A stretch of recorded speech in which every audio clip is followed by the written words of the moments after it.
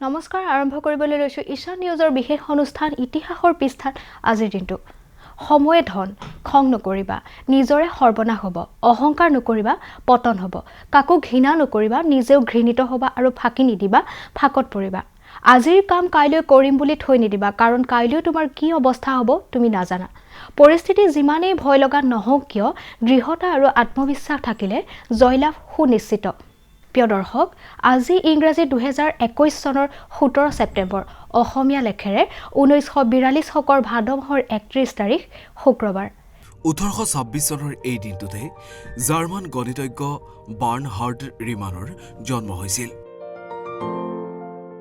2018 চনৰ এই দিনটোতে ভাৰতীয় প্ৰশাসনিক সেৱাত যোগদান কৰা প্ৰথমগৰাকী মহিলা আন্না ৰাজম মালহোত্ৰাৰ মৃত্যু হয়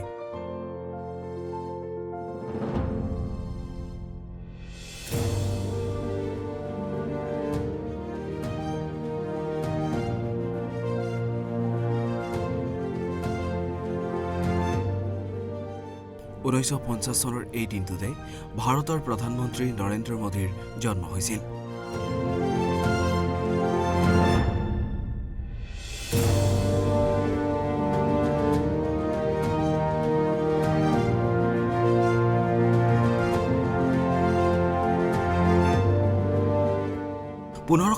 চনৰ এই দিনটোতে ফিলিপ ছিডনীৰ মৃত্যু হৈছিল তেওঁ এজন ইংৰাজ সভাসদ আৰু কবি আছিল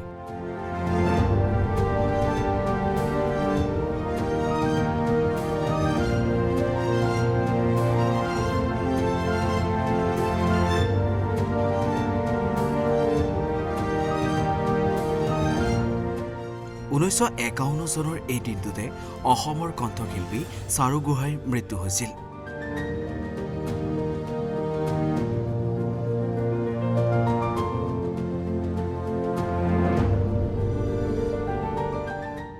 1665 চনৰ এই দিনটোতে স্পেইনৰ ৰজা ফিলিপ চতুৰ্থৰ মৃত্যু হৈছিল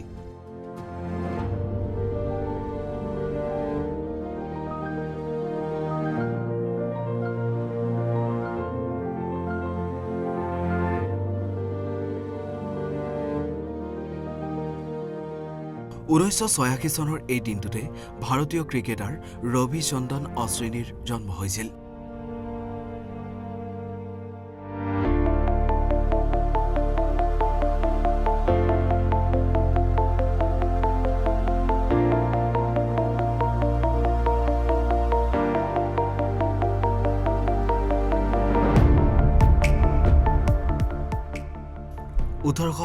চনৰ আজিৰ দিনটোতে জেহান নেমপুক হুমলেৰ মৃত্যু হৈছিল তেওঁ এজন অষ্ট্ৰিয়ান পিয়ানোবাদক আৰু সুৰকাৰ আছিল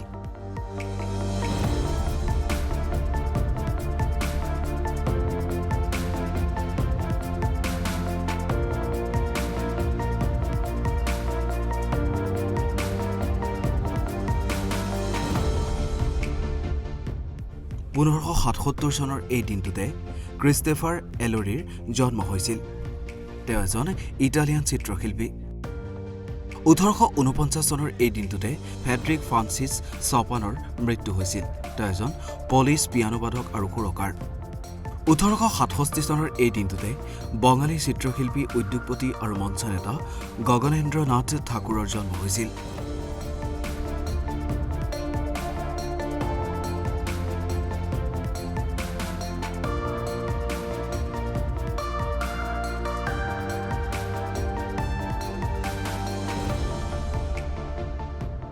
1889 চনৰ এই দিনটোতে ৰাছিয়ান লেখক নিকোলাই চেৰনিচেভস্কিৰ মৃত্যু হয়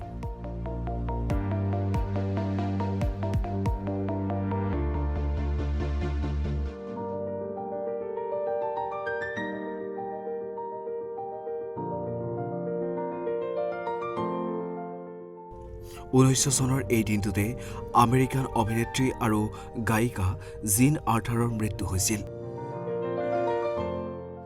1934 চনৰ এই দিনটোতে নোবেল বঁটা বিজয়ী স্পেনিছ জীৱবিজ্ঞানী শান্তিগু ৰামান হে কাদালৰ মৃত্যু হয় 1915 চনৰ এই দিনটোতে জনপ্ৰিয় ভাৰতীয় চিত্ৰশিল্পী মকবুল ফিদা হুছেইনৰ জন্ম হয়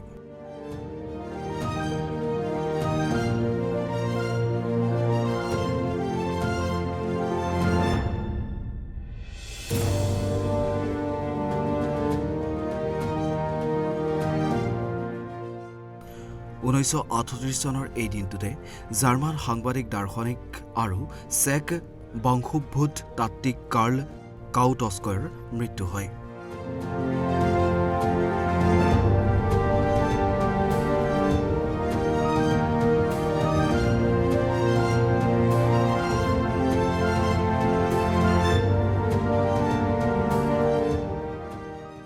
1915 চনৰ এই দিনটোতে আমেৰিকান নাট্যকাৰ প্ৰবন্ধক আৰু লেখক আৰ্থাৰ মিলাৰ জন্ম হয়।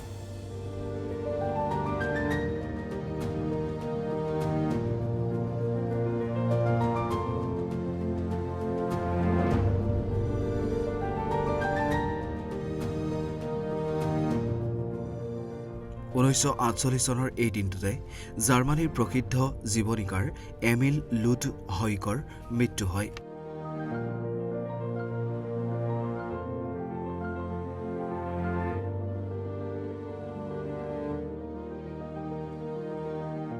1955 চনৰ এই দিনটোতে গ্ৰীক অৰ্থনীতিবিদ আৰু ৰাজনীতিবিদ জৰ্জ এলগোজকুস্ফিৰ জন্ম হৈছিল। 1954 চনৰ এই দিনটোতে বঙালী কবি যতীন্দ্ৰনাথ সেনগুপ্তৰ মৃত্যু হয়।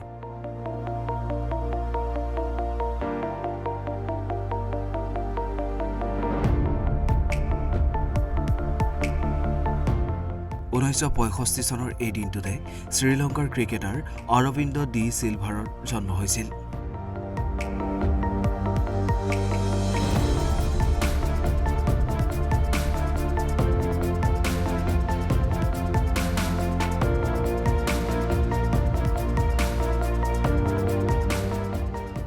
1961 চনৰ এই দিনটোতে তুৰস্কৰ প্ৰাক্তন প্ৰধানমন্ত্ৰী আদানান মেণ্ডেৰেছৰ মৃত্যু হয়।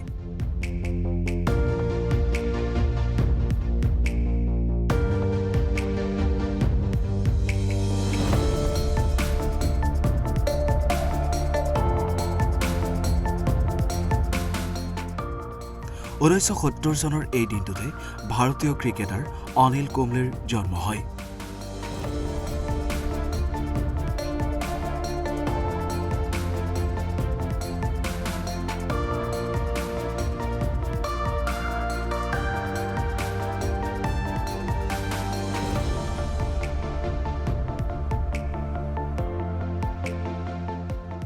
1963 চনৰ এই দিনটোতে ফৰাচী গণিতজ্ঞ জাক এডামাৰ মৃত্যু হয়। 1980 চনৰ এই দিনটোতে পাকিস্তানী ক্ৰিকেটাৰ মহম্মদ হাছফিৰ জন্ম হয়।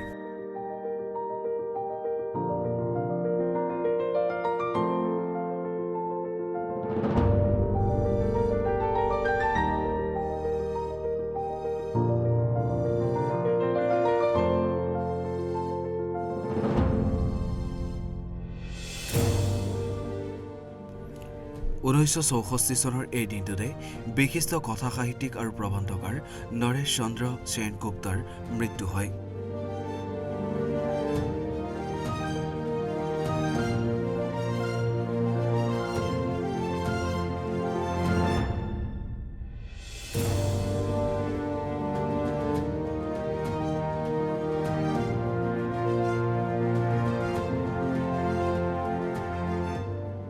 1969 চনৰ এই দিনটোতে চীনৰ কিং ৰাজবংশৰ অন্তিম ৰজা ফুয়ৰ চিকিৎসা বিকল হোৱাৰ ফলত মৃত্যু হয়।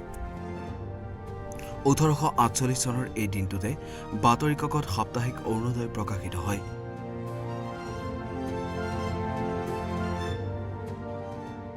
1871 চনৰ এই দিনটোতে ছুইজাৰলেণ্ডৰ মণ্ট চেনিজ ৰেলৱে টানেল উদ্বোধন কৰা হয়। 1903 চনৰ এই দিনটোতে আমেৰিকা যুক্তৰাষ্ট্ৰৰ ৰাইট ভাতৃ আৰভিল ৰাইট আৰু উইলবাৰ ৰাইটে সফলতাৰে বিমানখন উৰুৱায়। 1905 চনৰ এই দিনটোতে বংগ বিভাজনৰ বিৰুদ্ধে প্ৰতিবাদ কৰিবলৈ ৰবীন্দ্ৰনাথ ঠাকুৰে বেংগল ইম বাংলা জল গানটো ৰচনা কৰিছিল। 1957 চনৰ এই দিনটোতে মালয়েছিয়াৰ ৰাষ্ট্ৰসংঘৰ সদস্যপদ লাভ কৰে। প্ৰিয় দৰ্শক, এয়াই আছিল আজিৰ দিনটোৰ ইতিহাস। আজিৰ দিনটোৰ সকলোৰে মংগল কামনাৰে আজিৰ খণ্ডটোৰ পৰা মই মনিষাই বিদায় লৈছোঁ। চাবলৈ নাপাহৰিব ঈশান নিউজৰ বিশেষ অনুষ্ঠান ইতিহাসৰ পৃষ্ঠাত আজিৰ দিনটো। ধন্যবাদ।